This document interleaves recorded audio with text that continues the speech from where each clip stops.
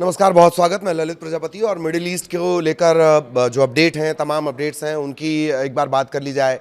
इस पर भी नज़र डालेंगे कि आखिर क्या घटनाक्रम रहा। बेंजामिन नेतन्याहू ऐसा क्यों कर रहे हैं कि वो अब ट्रंप को ही नज़रअंदाज कर रहे हैं। लेकिन ये पहली बार थोड़ी है जब वो उनकी बातों को नकार रहे हैं या उनकी बातों को सिरे से खारिज कर दे रहे हैं या उनकी बातें नहीं सुन रहे हैं। ये पहली बार नहीं है। कब कब हाल फिलहाल में कब ये हुआ, इसकी भी थोड़ी सी बात कर ली जाएगी। इधर होर्मुज के बाद लाल सागर में खतरा बढ़ा है। हूथी विद्रोहियों ने ना सिर्फ मिसाइल दाग दी है बल्कि बड़ी धमकी भी दे दी है। ईरान और इजराइल के बीच तनाव बढ़ा ही हुआ है। इजराइल ने हमले किए, उसके बाद ईरान हमले कर रहा है। ईरान इससे पहले भी जो खाड़ी देश है उनमें से 2-3 जगहों पर हमले कर चुका है, अमेरिका को उसका जिम्मेदार बताते हुए। तो क्या इस वक्त का अपडेट है, सबसे पहले ये जान लेते हैं। हालात तेज़ी से वहाँ पर बिगड़ते नज़र आ रहे हैं। पश्चिम एशिया में युद्ध विराम के बाद पहली बार ईरान ने सीधे इजराइल पर मिसाइलों की बौछार की है और इसके बाद इजराइल ने भी जवाबी हमले कर दिए हैं। अमेरिकी राष्ट्रपति डोनाल्ड ट्रंप ने दोनों पक्षों को रोकने की कोशिश की है लेकिन वो नाकाम रहे। नेतन्याहू को तो उन्होंने फ़ोन तक किया था, उसके बारे में डिटेल से मैं आपको बताऊंगा, लेकिन उनकी बात नेतन्याहू ने नहीं मानी। जवाबी हमले में इस्फहान, तेहरान में ज़ोरदार धमाकों की आवाज़ सुनाई दी है। इजराइल के मुताबिक ईरान ने सोमवार को उसके कई इलाकों पर निशाना बनाया और इजरायली सेना की तरफ से कहा गया कि हालांकि जो उनका एयर डिफेंस सिस्टम वो काफ़ी मजबूत माना जाता है, तो एयर डिफेंस सिस्टम ने अलर्ट दिया और उसके बाद इजराइल की तरफ से लगातार हमले किए गए हैं। आईडीएफ ने बताया, ये आईडीएफ के हवाले से जानकारी आ रही है कि पूरे देश में न सिर्फ सायरन के जरिए अलर्ट जारी किया गया बल्कि सुरक्षित स्थानों पर लोगों को भेजा गया है और जो हमले हैं वो इजराइल की तरफ से किए गए हैं। अच्छा, ट्रंप ने नेतन्याहू को फ़ोन किया था, ये क्या घटनाक्रम है, ये बहुत दिलचस्प है। डोनाल्ड ट्रंप ने इजरायली प्रधानमंत्री बेंजामिन नेतन्याहू से बातचीत की। ट्रंप ने एक्सियोस से कहा है कि मैंने अभी बीबी को फ़ोन कर रहा हूँ, बेंजामिन को बीबी भी कहा जाता है, उन्हें फ़ोन कर रहा हूँ, कह रहा हूँ कि जवाबी हमला मत करो, दोनों अपना हमला कर चुके हैं, हमें एक और हमले की ज़रूरत नहीं है। ये ट्रंप कह रहे हैं। ईरानी हमलों में किसी को नुकसान नहीं पहुंचा, उम्मीद है इजराइल पलटवार नहीं करेगा। अगर बीबी फिर हमला करते हैं तो ये सिलसिला अगले 47 साल या 3000 साल तक चलता रहेगा। चूंकि बयान है तो मैं एज इट इज़ आपको पढ़ के बता रहा हूँ। ये कौन कह रहा है? ये ट्रंप कह रहे हैं। और ये ट्रंप कब कह रहे हैं? जबकि उन्होंने कहा था कि बीबी यानी बेंजामिन तुम हमला मत करना, नेतन्याहू हमला मत करना, लेकिन नेतन्याहू नहीं माने, उन्होंने हमला किया। और हाल फिलहाल में ऐसे बहुत पुराना इतिहास भी है, लेकिन हाल फिलहाल में लगातार जो बेंजामिन नेतन्याहू हैं वो अमेरिका की बात या ट्रंप की बात नहीं मान रहे हैं। उनकी लगातार किरकिरी, ट्रंप की लगातार किरकिरी नेतन्याहू करवाते रहे और एक बार फिर उन्होंने वही किया।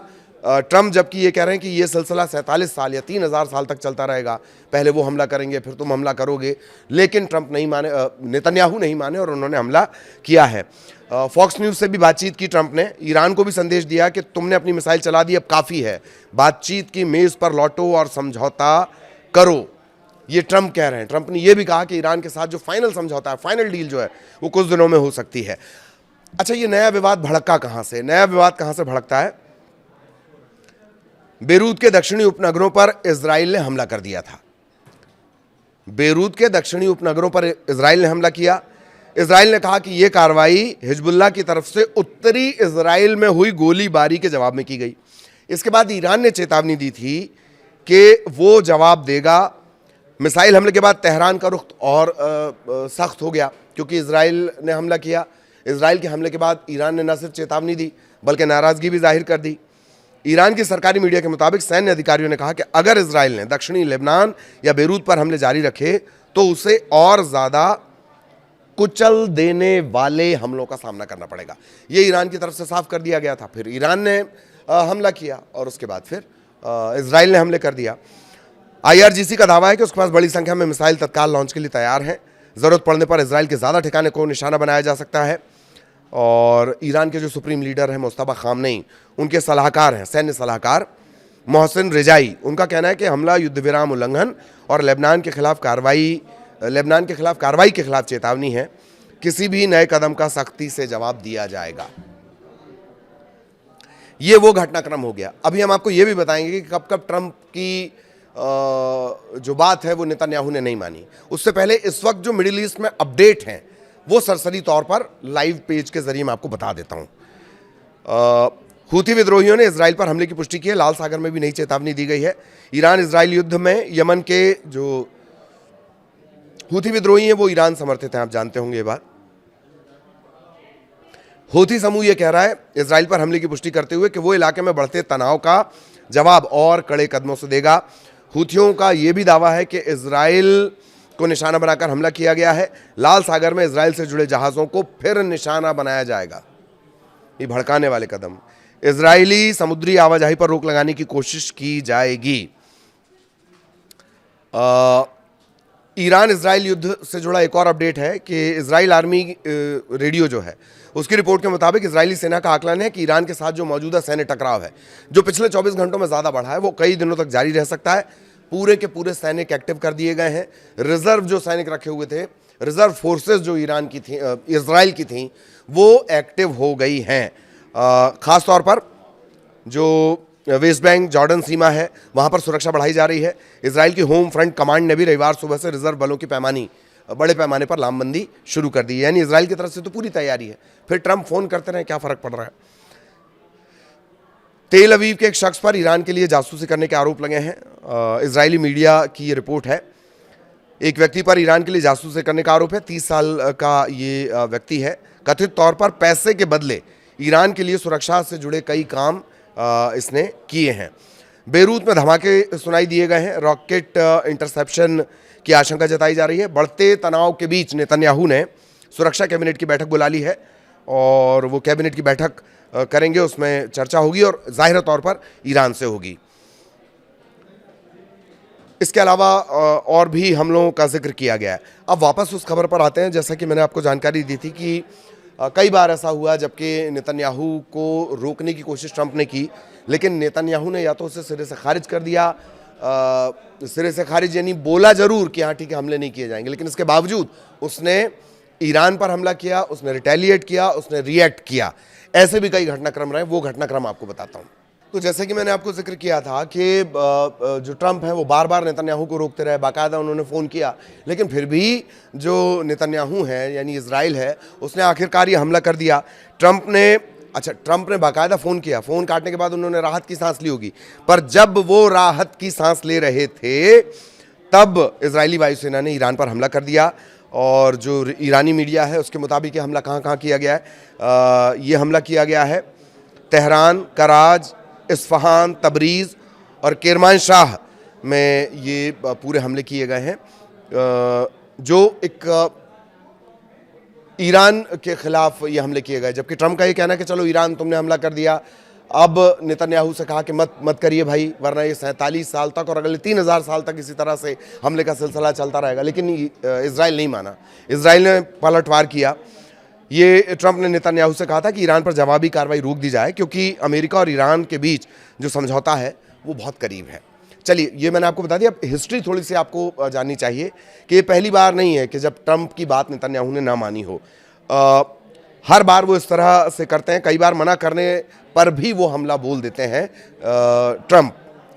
माफ़ कीजिएगा, नेतन्याहू मना करने के बावजूद, ट्रंप के मना करने के बावजूद, यूएस के मना करने के बावजूद भी हमला बोल देते हैं। ऐसे घटनाक्रम देख लीजिए। सितंबर 2025 में इजराइल ने कतर की राजधानी दोहा में हमास नेताओं की मीटिंग पर मिसाइल हमला किया था। कतर क्या कर रहा था? कतर मीडिएट कर रहा था उस दौरान, और उसी दौरान हमला किया इजराइल ने। यह सितंबर 2025 का घटनाक्रम है। बाद में माफ़ी तक मांगने की नौबत आई थी। नेतन्याहू व्हाइट हाउस पहुंचे तो ट्रंप के दबाव में उन्होंने कतर के प्रधानमंत्री को फ़ोन किया और माफ़ी मांगनी पड़ी। भविष्य में ऐसा हमला नहीं करेंगे ये आश्वासन भी उन्होंने दिया था नेतन्याहू ने। मई और जून 2026 में लेबनान को लेकर दोनों के बीच तनाव बढ़ गया। ट्रंप बार बार कहते रहे कि हिजबुल्लाह और लेबनान पर बढ़ते हमले ईरान के साथ चल रही बातचीत को बेपटरी करेंगे। ट्रंप इजराइल से कहते रहे कि वो हमला रोके। 1 जून को तो हालात इतने बिगड़ गए कि ट्रंप ने फ़ोन पर जो नेतन्याहू ने जमकर फटकार लगाई, ये तक नौबत आ गई थी। इसके अलावा 7-8 जून का जो घटनाक्रम है, जो अभी हाल फिलहाल का 24 घंटे पहले का घटनाक्रम है, ईरान की मिसाइलों के बाद ट्रंप ने नेतन्याहू को फ़ोन किया कि भाई देखो हमला मत करना, अमेरिका और ईरान के बीच जो डील है, जो समझौता है, वो एकदम फाइनल लेवल पर पहुंचने वाला है। बावजूद इसके इजराइल की तरफ से हमला कर दिया गया। अच्छा, ट्रंप के सिर्फ दूसरे कार्यकाल में ऐसा हो रहा हो, ऐसा नहीं है।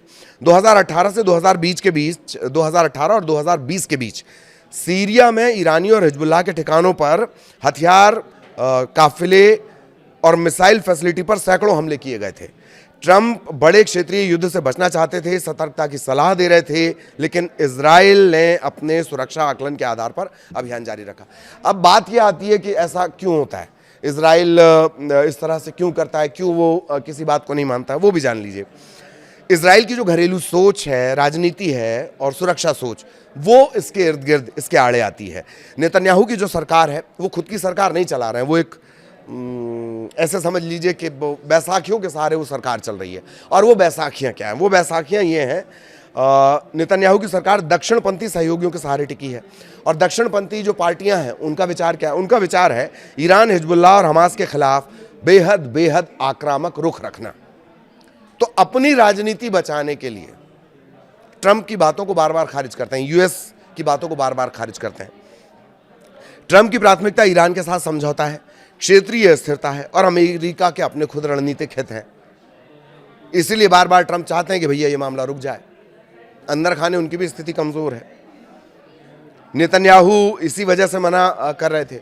अच्छा, इजराइल का जो सुरक्षा तंत्र है वो ये मानता है कि ईरान और उसके सहयोगी समूहों पर लगातार सैन्य दबाव बनाए रखना जरूरी है, जिसको अपन बोलते हैं अपनी भाषा में हड़का के रखना। इस तरह के लोगों को हड़का के रखना है, ये माइंडसेट है इजराइल का। और यही वजह है कि वो लगातार एक सैन्य दबाव बनाए रखता है। और यही सुरक्षा आकलन है कि ट्रंप मना कर रहे हैं कि हमला मत करो, लेकिन अगर इजराइल को लगता है, नेतन्याहू को लगता है कि नहीं हमला तो करना है, तो वो हमला करके ही मानेंगे। ऐसा नहीं है कि सिर्फ अमेरिका फर्स्ट ही अमेरिका फर्स्ट सोचता है, इजराइल फर्स्ट, उससे बड़ा वाला इजराइल फर्स्ट है। तो ये पूरे अपडेट हो गए, हमले के सिलसिले हो गए, तनाव फिर से लगातार बढ़ रहा है और अब हूथी एक्टिव हो गया है। हूथी का कहना, यमन का जो हूथी है, उनका कहना यह कि वो लाल सागर में इजरायली जहाज़ों की आवाजाही पूरी तरह से ख़त्म कर देंगे। तो जो लग रहा था कुछ घंटे पहले तक, 24 घंटे पहले तक कि जो तनाव लगभग खत्म होने वाला है, अब वो तनाव फिर से उसी चरम पर जाता हुआ नजर आ रहा है। आगे भी मिडिल ईस्ट के अपडेट आप तक पहुंचाएंगे। नमस्कार।